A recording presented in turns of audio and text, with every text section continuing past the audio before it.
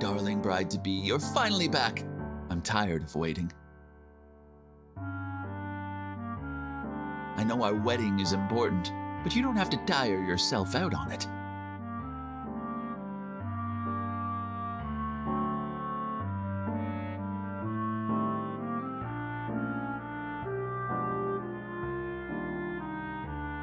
Don't be so cold to me, Signy. We're about to be wedded, and you can't escape my grasp. So...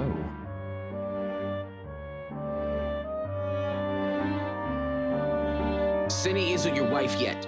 Please show her some respect. Don't you dare take liberties with Cinny, even if she's agreed to marry you. Look at our dignified, useless prince. He does have an attitude, doesn't he? I believe I've warned you about intruding on us. Are you itching for another curse? Jealous of me, Aldous? Just admit it already. You're nothing compared to me. Threatening me with that princely title of yours. How laughable. I'm no longer a prince, but I'm still Cinny's friend. I'm not afraid of your dumb curses. If you insist on hurting Cinny, I swear, I'll take you down with me. What do you mean? You think you can defy me? You should know the real reason why Cinny agreed to marry you. I don't care how. She will be my wife soon enough. Don't you worry. I wouldn't dream of hurting my precious bride, as long as you stay out of my sight. I'll leave now. You'd better keep your promise.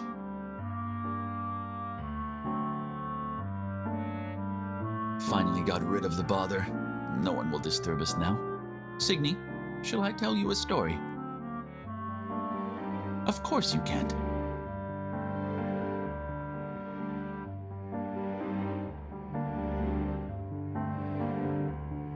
You don't like those? It's okay. I'll tell you some other stories.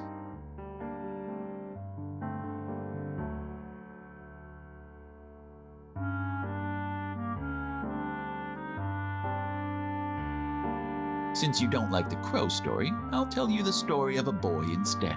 Once upon a time, in a beautiful ancient kingdom far, far away, there lived a little boy, locked away in a tall tower. He yearned to see the world, but was never allowed to leave his prison. All he could do was try catching a glimpse of the scenery outside through a tiny air hole. But what purpose would that serve? The tower, which served as his prison, was built on deserted land.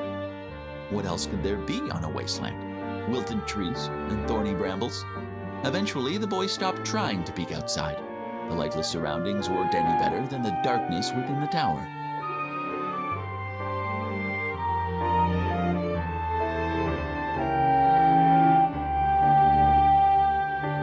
Fortunately, the little boy's fortune took a turn for the better shortly after his 7th birthday.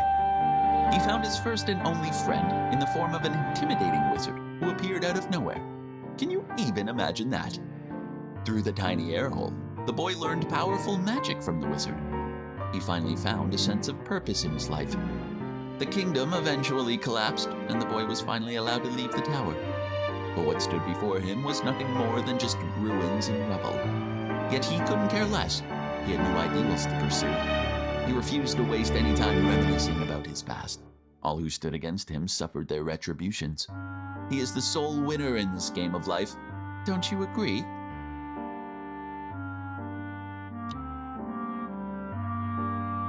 Aren't you the least bit curious as to why the boy was incarcerated since birth?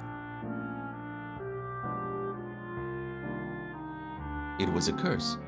A malicious, cruel curse. Signy, do you understand now? Humans are truly pretentious and despicable beings.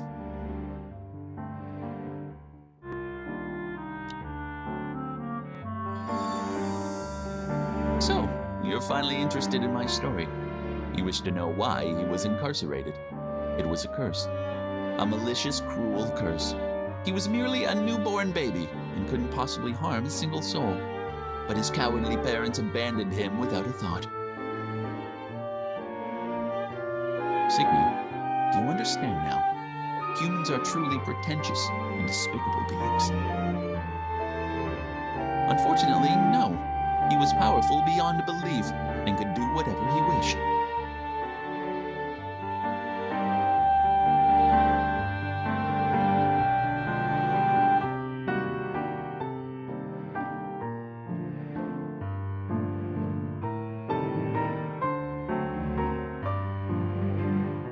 Such naivete.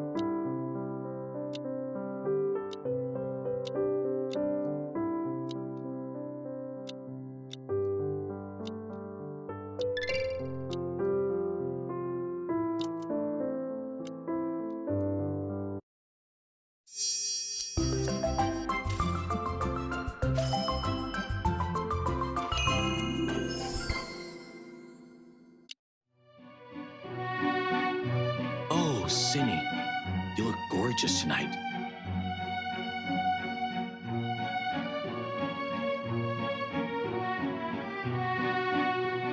The banquet dinner won't be starting anytime soon.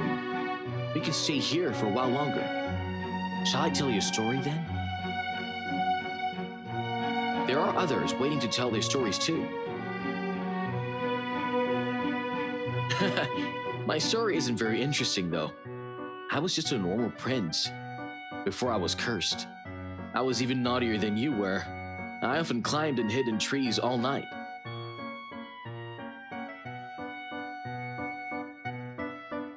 My tutor was a dignified and stern lady.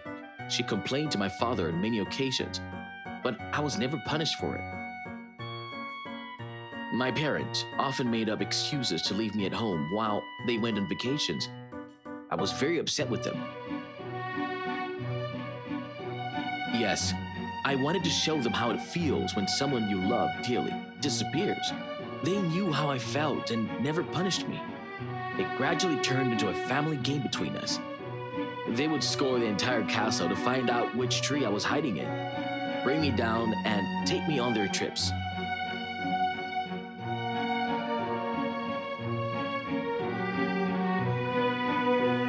Believe me, Cindy, you deserve a beautiful life, like what I had with my parents.